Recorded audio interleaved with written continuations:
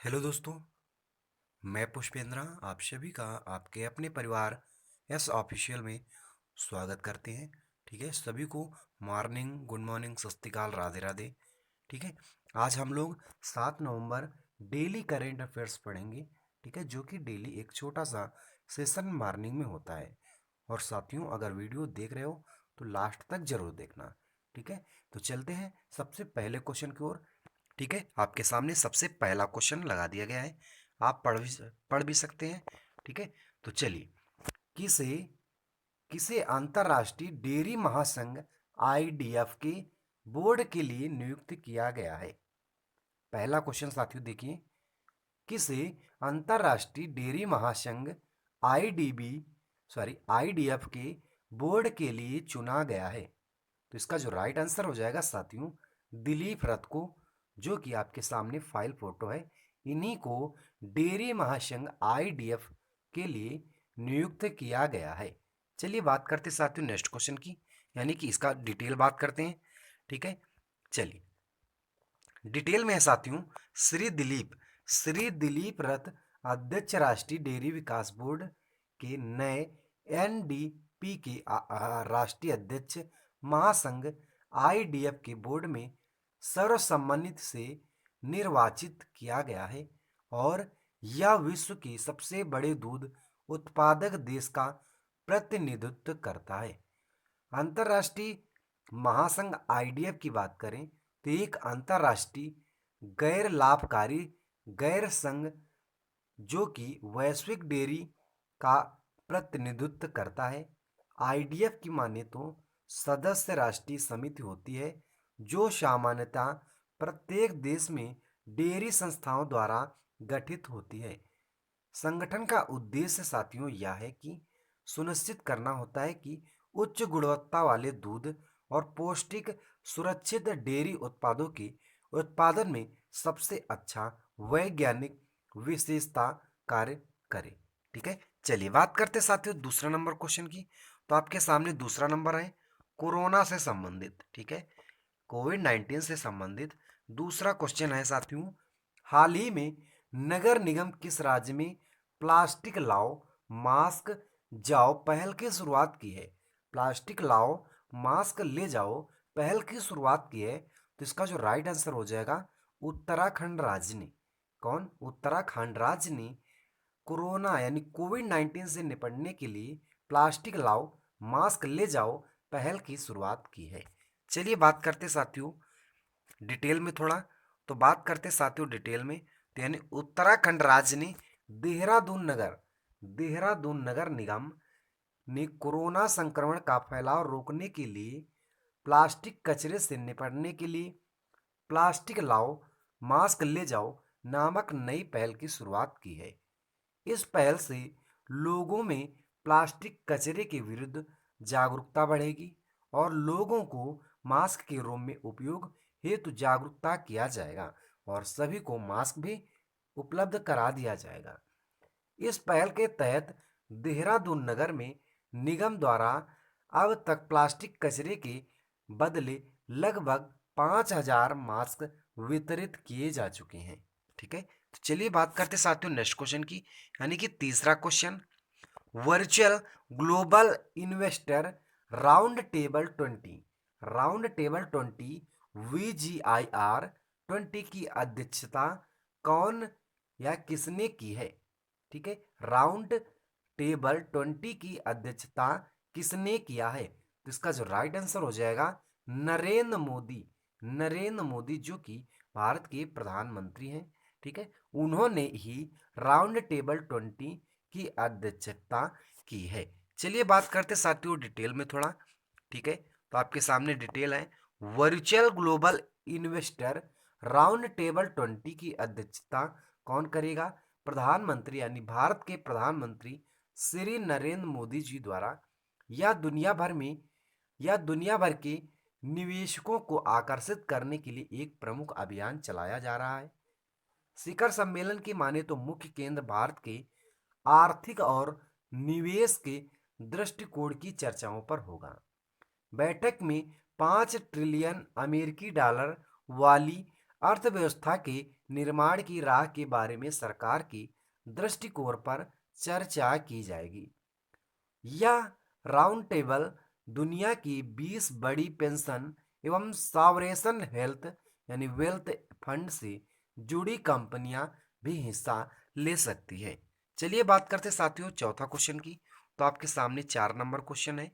2020 sorry 220 sorry 210 220 नहीं साथियों, 220 megawatt की लुहिरी स्टेज फर्स्ट हाइड्रो पावर परियोजना किस नदी पर बनाया जाएगा? 210 लुहिरी स्टेज फर्स्ट हाइड्रो पावर परियोजना किस नदी पर बनाया जाएगा? तो इसका जो राइट आंसर हो जाएगा सतलज नदी पर बनाया जाएगा।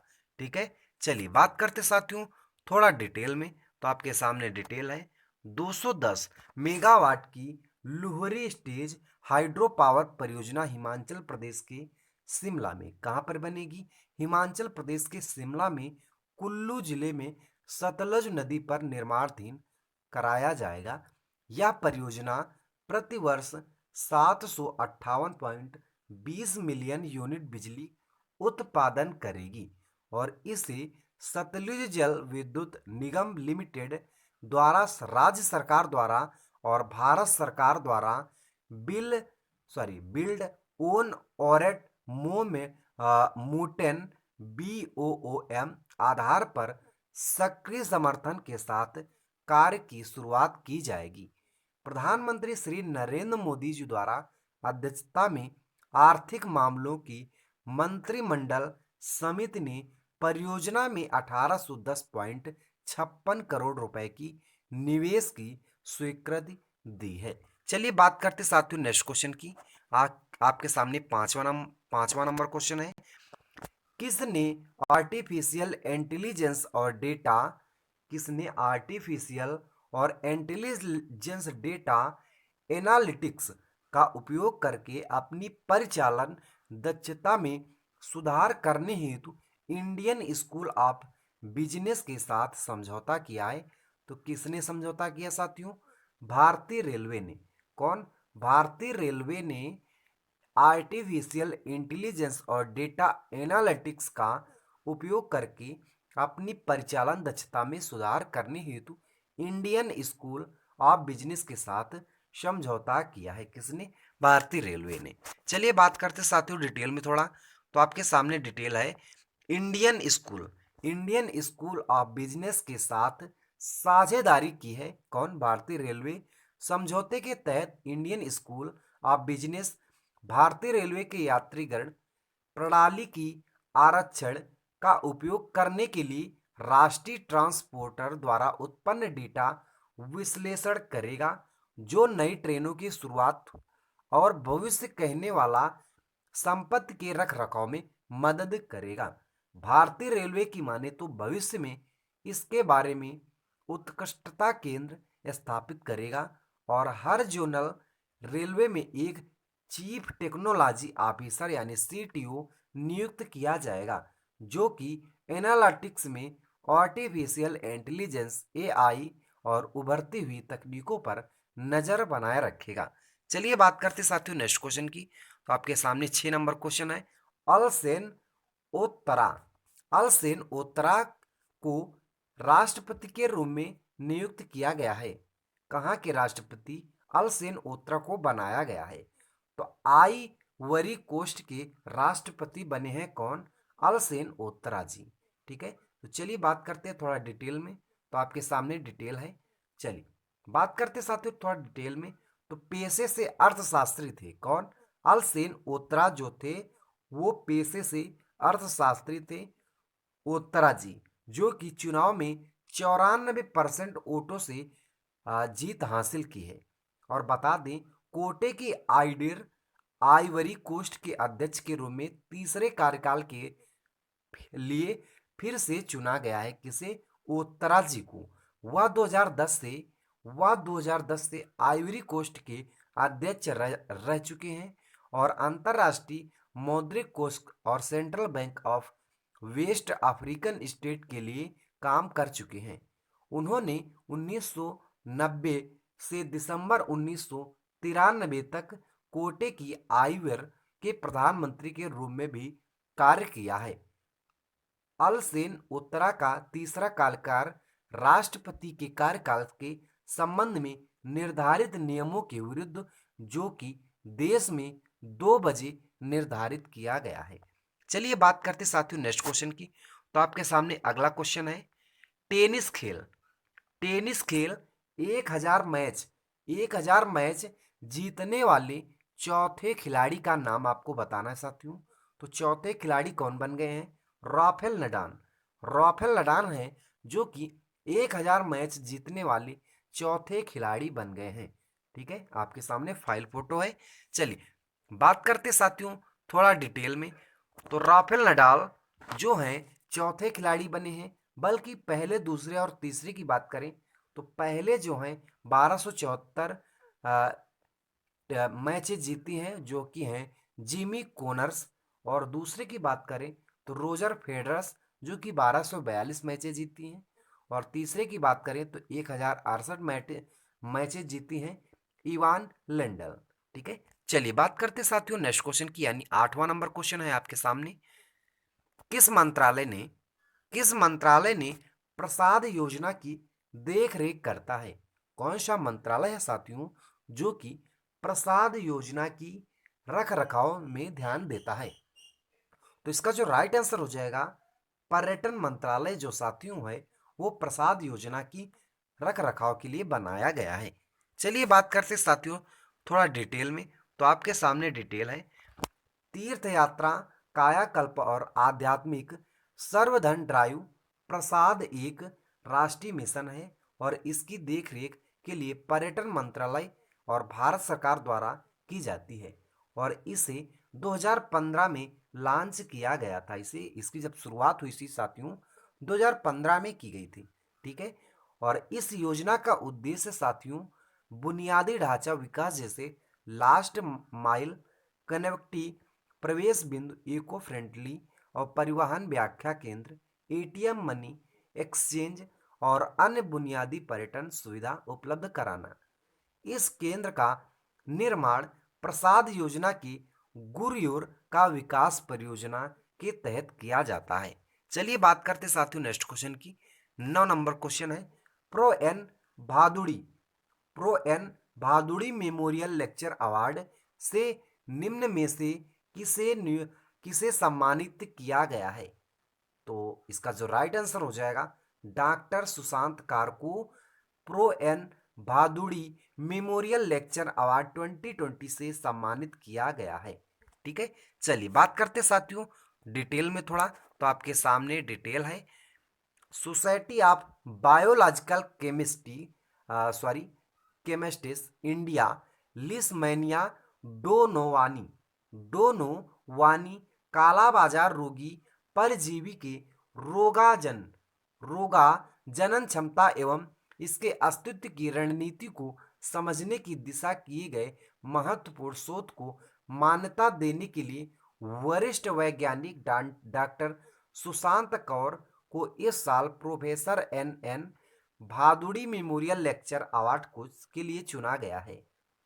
लिशमैनिया डोनोवानी एक प्रोटोजोअन परजीवी है जो कि मैक्रोफेज कोशिकाओं को संक्रमित करता है। Society of biological chemists India या SBCI की स्थापना वर्ष 1930 में Indian institute of science Bangalore में हुई थी। कहाँ पे? Indian institute of science Bangalore में हुई थी। और professor N Bhaduri memorial lecture award प्रत्येक 2 वर्ष में प्रदान किया जाता है। ठीक है, चलिए बात करते साथियों लास्ट क्वेश्चन की। तो आपके सामने लास्ट क्वेश्चन है, दी क्या साथियों, the age of pandemics how they shaped India and the world पुस्तक के रचयिता कौन है? ठीक है, तो इसका जो राइट आंसर हो जाएगा चिन्मय तुम्बे। ठीक है, चिन्मय तुम्बे जो हैं वो हैं the age of pandemics how the shaped India and the world पुस्तक के रचयिता। ठीक है, तो इसका जो राइट आंसर हो जाएगा, हम लोग जाएंगे सी नंबर पे। कहाँ पे जाएंगे? सी ऑप्शन पे जाएंगे। ठीक है, चिनेम्मे तुम्बे। ठीक है, चलिए बात करते हैं साथियों थोड़ा डिटेल में। तो आपके सामने डिटेल है। The age of pandemics, how they shaped India and the world नामक पुस्तक चिनेम्मे तुम्बे द्वारा लिखी गई है। और India moving a history of migration के बाद यह उनकी दूसरी पुस्तक है। ठीक है, इसके पहले कौन सी लिखी थी? India moving and history of migration. ठीक है, और पुस्तक में हैजा प्लेग और एम्फ्लूजा की महामारी की भिन्नता को दर्शाया गया है। और जिसमें 1800 1800 साथियों 1800 से 1920 के बीच भारत में 70 लाख से अधिक लोगों की मृत्यु हो गई थी। और पुस्तक में तबाही संभावित कारणों की माने तो परिणामों के पैमाने और लोगों को महामारी का सामना करने वृत्तांत है। यह पुस्तक 1918 में भारत में सबसे बड़ी जनसांख्यिकीय आपदा इन्फ्लुएंजा महामारी का पहला समग्र विवरण है, जो कि जिसमें परिणाम स्वरूप प्रथम विश्व युद्ध के सभी युद्ध हताहतों की तुलना में अधिक व्यक्तियों की मृत्यु हुई है। तो चलिए साथियों, क्लास कैसी रही? ठीक है,